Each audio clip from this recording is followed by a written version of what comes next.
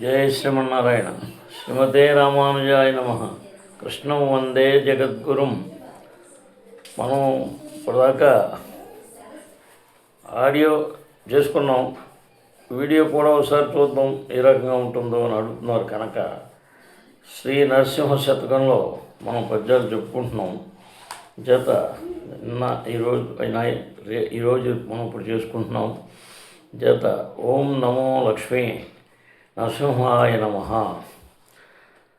సర్వధర్మాన్ పరిత్యజ్య మామేకం శరణం వ్రజ, అహం త్వా సర్వపాపేభ్యో మోక్షయిష్యామి మా శుచః అని అర్జునునికి హితబోధ చేశారు.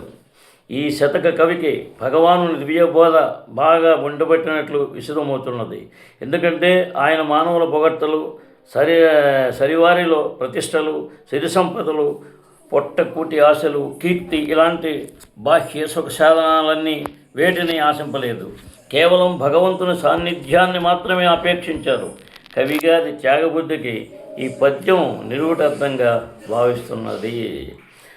శ్రవణరంధ్రములని సత్కథల్ శోకంగా లేశమానందము లేనివాడు, పుణ్యవంతులు నిన్ను పూజసేయగ చూచి భావమందుత్సాహపడనివాడు, భక్తవర్యులు నీ ప్రభావముల పొగడంగా దత్పరత్వములే కదలగువాడు, తన చిత్తమందు నీ ధ్యానమేన్నడు లేక కాలమంతయు వృధా గడుపువాడు, వసుధలో నెల్ల వ్యర్థుడు వాడేయగును మరియు జడుగాక ఎప్పడు మమత నుండి, భూషణ వికాస శ్రీధర్మపుర నివాస దుష్ట సంహార నరసింహ దురిత దూరా.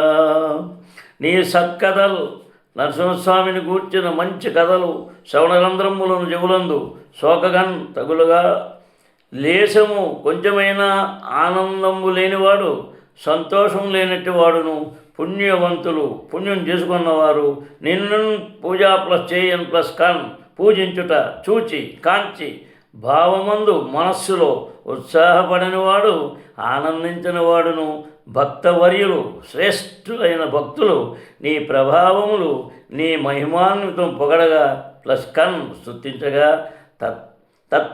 తత్పరత్వము లేక పరవశం చెందక తలగువాడు, చాటుగా వెళ్ళు వాడును, తన చిత్తమందును తన భావమందు నీ ధ్యానము నీ చింతన ఎన్నడూ లేక ఎప్పటికీ లేకుండా కాలము ప్లస్ అంతయున్ తన సమస్తమైన సమయాన్ని వృధా ఊరక గడుపువాడు, వెళ్ళబుచ్చేవాడును, వసుధలోన్ ఎల్లన్ భూమిపైన ఎక్కడైనను వాడే అతడే వ్యర్థుడు ప్లస్ అగును చల్లనివాడు సుమా.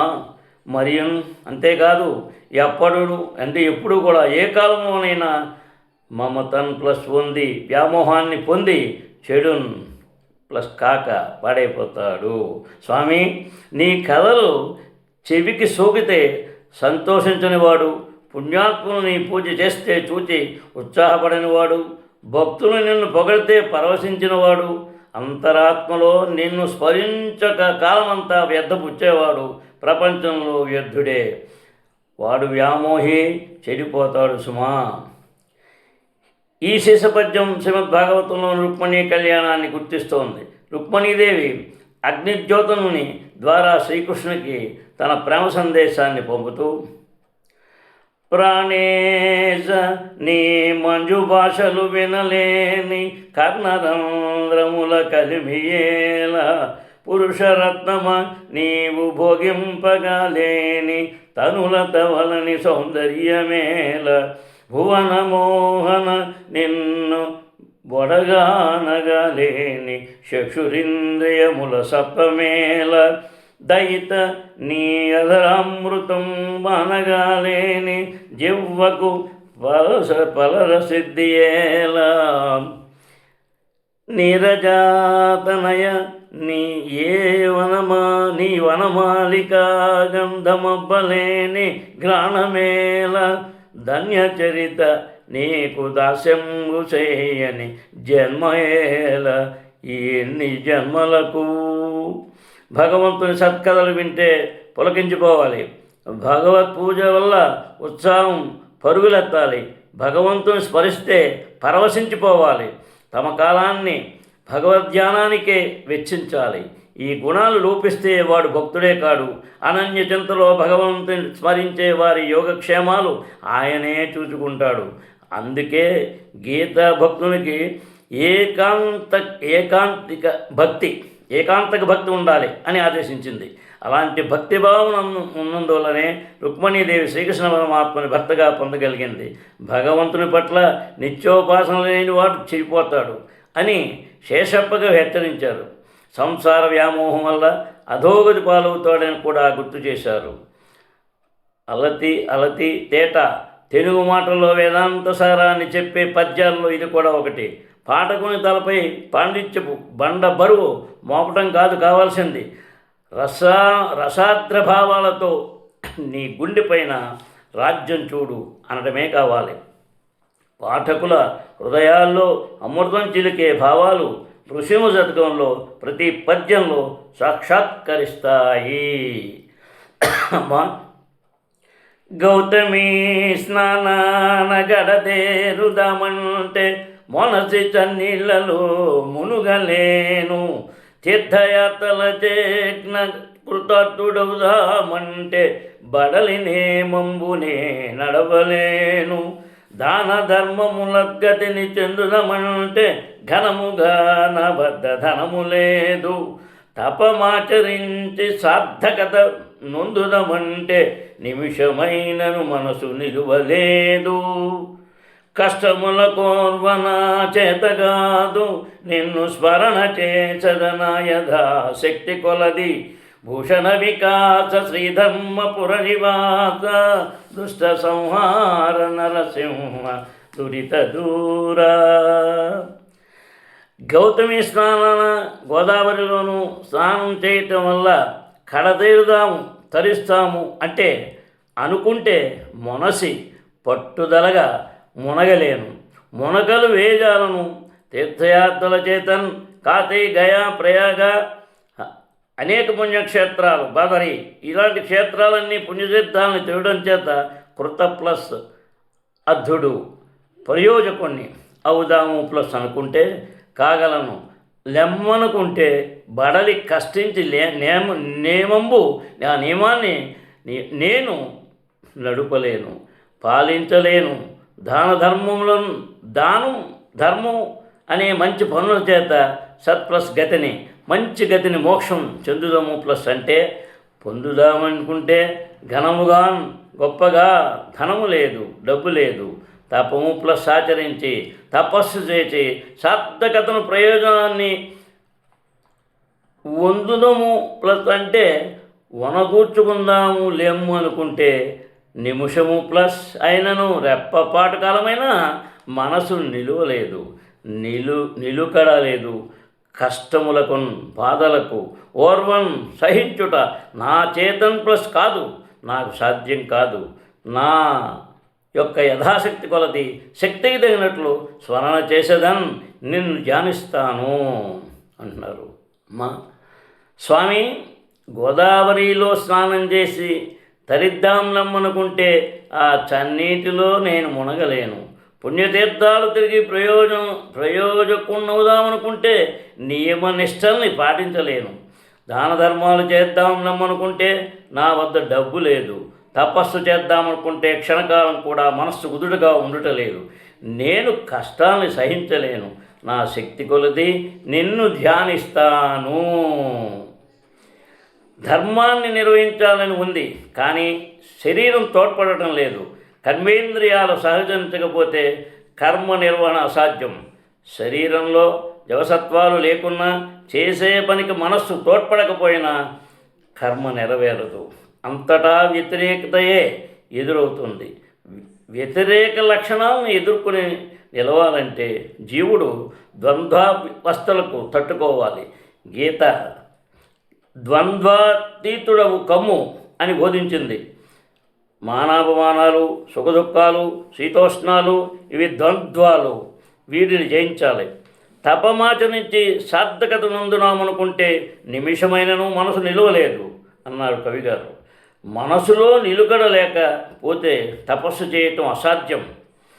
గీతలో అర్జునుడు చంచలం హి మనః కృష్ణ ప్రమాది బలవదృఢం. ఓ కృష్ణ, మనస్సు నిలుకడలేంది, అది విక్షోభాన్ని కలిగిస్తుంది, బలవంతమైంది, చాలా దృఢమైంది అన్నాడు. శ్రీకృష్ణ పరమాత్మ సమాధానం చెబుతూ, అసంశయము మహాభావో మనో దుర్నిగ్రహం చలం అభ్యాసేతు కౌంతేయ వైరాగ్యేన చ గృహ్యతే. అయ్యో అర్జున, నీవన్నది నిజమే. మనస్సుని అరికట్టడం తేలిక కాదు. అయినా దాన్ని అదుపులో ఉంచడానికి అభ్యాసం, వైరాగ్యం అనే 2 సాయాలు కావాలి అని నిర్దేశించారు. ఆ బోధ ప్రకారమే ఇక్కడ కవి తాను శరీర కష్టాల్ని సహించలేను కానీ నరసింహప్రభు నిన్ను సదా స్మరిస్తూ ఉంటాను అని వాగ్దానం చేశారు. ఈ స్మరణయే అభ్యాసం. భగవంతుని స్మరిస్తూ ఉంటే అభ్యాసం బలపడి వైరాగ్యం సిద్ధిస్తుంది. అప్పుడు ముక్తి సులభంగా కైవసమవుతుంది. కవి తేటగీతి 2వ పాదంలో నా యథాశక్తి కొలది అని ప్రయోగించారు. యథాశక్తి అంటే శక్తిని అతిక్రమించకుండటం, అనగా శక్తి కొలది అని అర్థం. యథాశక్తి అని కానీ శక్తి కొలది కానీ అంటే చాలు. తర్వాత అద్దివండ్రకు నీక హాని చేయుట కంటే తెంపుతో వసనాపిదినుట మేలు. ఆడుబిడ్డల సొమ్ము నపహరించుట కంటే బండగట్టుగా మాత పడుట మేలు. పరుల కాంతన బట్టి బల్మిగూడుట కంటే బడభగ్ని కీలక పడుట మేలు. బ్రతుక చాలక దొంగ పనులు చేయుట కంటే కొంగుతో ముష్టెత్తుకొనుట మేలు. జలదల నేత్ర నీ భక్తి జనులతోడ జగడమాడుట కంటెను చావు మేలు. భూషణ వికాస శ్రీధర్మపుర నివాస దుష్ట సంహార నరసింహ దురిత దూరా. అద్దెవాండ్రకు, యాచకులకు ఇవ్వకుండా, దానం చేయకుండా, హాని అపకారం చేయడానికంటే తెంపుతో త్యాగంతో వజనాభి విషం తినటమేలు. ఆరగించడం మంచిది. ఆడబిడ్డల సొమ్మును, కన్నబిడ్డల సొమ్మును అపహరించుట కంటేను దొంగిలించడం దానికంటే బండగట్టుగా రాతిని మెడకు బిగించి కట్టుకొని నూతన్ బావిలో పడుటమేలు. దూకటం మంచిది. పరుల కాంతలను, ఇతరుల భార్యల్ని పట్టి బంధించి బలవంతముగా కూడుట కంటే రమించడానికంటే ప్లస్ అగ్ని కీలలను మంటలందు పడుట మేలు. దూకుట మంచిది.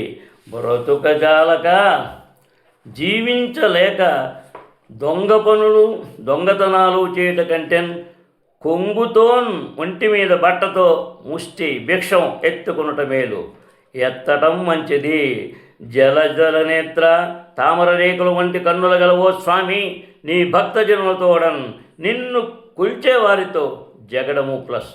ఆడుట కంటే, తగవలాడుట కంటే చావు మేలు, మంచిది. ఓ నరసింహస్వామి, చేయెత్తి అడుక్కు తినేవారికి పెట్టకుండా వారిని బాధించడానికంటే విషం త్రాకడం మంచిది. కన్నబిడ్డల సొత్తు అపహరించడానికంటే ఉరితాడ బిగించుకొని చావటం మేలు. పరస్త్రీలను బలవంతముగా అనుభవించడానికంటే అగ్నిలో దూకి చావటం మేలు. జీవించలేక దొంగతనం చేయడానికంటే కొంగు జాపి ముష్టి ఎత్తుకుంటే ఎంతో మంచిది. ఓ తండ్రి, నీ భక్తులతో పేచీ పడటానికి బదులు చావే మంచిది. యాచన కంటే చావు మేలన్నారు. అయితే దీనికి ప్రత్యామ్నాయ సూత్రాలు కూడా వచ్చాయి. యాచనాన్మోగా వరమదిగునే నాదమే లబ్ధకామా అంటాడు మేఘ సందేశంలో కాళిదాస్ గారు. గుణవంతులను యాచించడం మంచిదే కానీ తన కోరిక నెరవేరిన అధముని యాచించడం మంచిది కాదు అని శ్లోకానికి అర్థం. అనాదిగా ప్రపంచంలో ఈ యాచన ఉంది, అదొక వృత్తిగా పరిణమించిందన్న నిజమే. మరి రఘువంశంలో కాళిదాసు గారు గుర్వర్ధమర్దే శ్రుతపాన దృశ్య రఘోత్సకాసాదనవాప్యకామం గతో వదాన్యంతరమిత్యం మే మా భూత్పరివాదనవావతార అని రఘుమహారాజుతే అనిపిస్తాడు.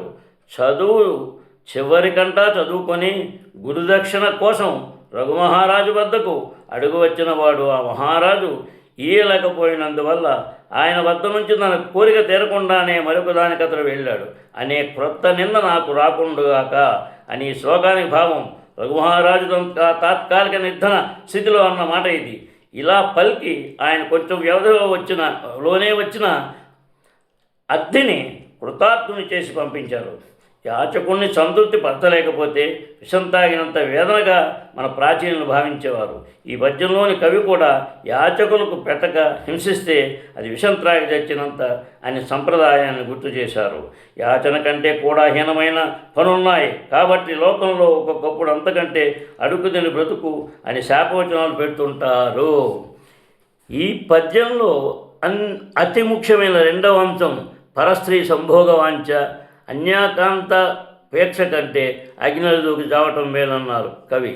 ఇదే అర్థం శ్రీమద్ భాగవతంలోని ప్రహ్లాద చరిత్రలో మనకు స్మరణకు వస్తుంది.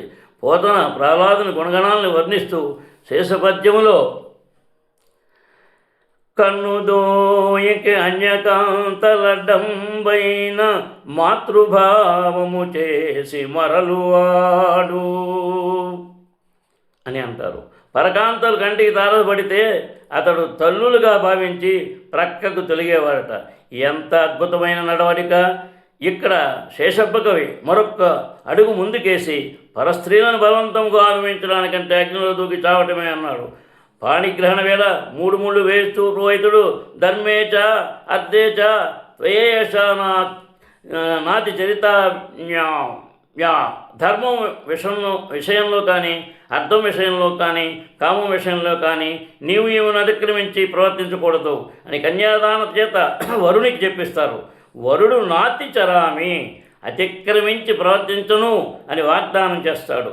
ఆ మాటకి అతడు జీవితాంతం కట్టుబడి ఉండాలని వైదిక వాక్కు శాసిస్తోంది. బండగట్టుక అనేది ఒక ప్రయోగం ఈ శేషపద్యం ద్వితీయ భాగంలో ఉంది. ధాతువునకు కొను అను మరొక ధాతువు చేరితే కట్టుకొను, లోగొను, పెట్టుకొను మొదలైన క్రియలు ఏర్పడతాయి. కొను ధాతువుకు బదులు కా చేర్చి క్రియల్ని వాడటం ప్రాచీన కవితలో కనిపిస్తాయి. కట్టు ప్లస్ కా అంటే కట్టుక అనేది కట్టుకొను నర్థంలో ప్రయోగింపబడిన వ్యావహారిక రూపం.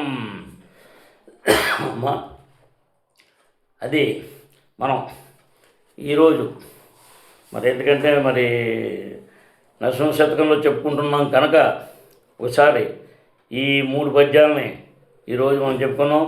మళ్ళీ భాగవతాన్ని మనం భోగి కళ్యాణం అయిన తర్వాత ధనుమాసం అయిన తర్వాత కంటిన్యూ చేద్దాం. ఆ స్వామివారి లక్ష్మీ నరసింహస్వామివారి పరుపు కటాక్షంతో అందరూ కూడా ఆయురారోగ్యైశ్వర్యాలతో చల్లగా ఉండాలి. అమ్మ శ్రీకాంతాయ కళ్యాణ నిధే నిదార్థినాం శ్రీ వెంకట నివాసాయ శ్రీనివాసాయ మంగళం. సర్వే జనా సుఖినో భవంతు. కృష్ణం వందే జగద్గురుం.